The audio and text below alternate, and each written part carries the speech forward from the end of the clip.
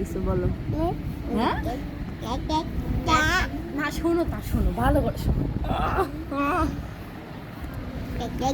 শোনো তুমি ভালো করে ছুরা বললে আমি তোমাকে একটা চকলেট দিব। চকলেট খাবা?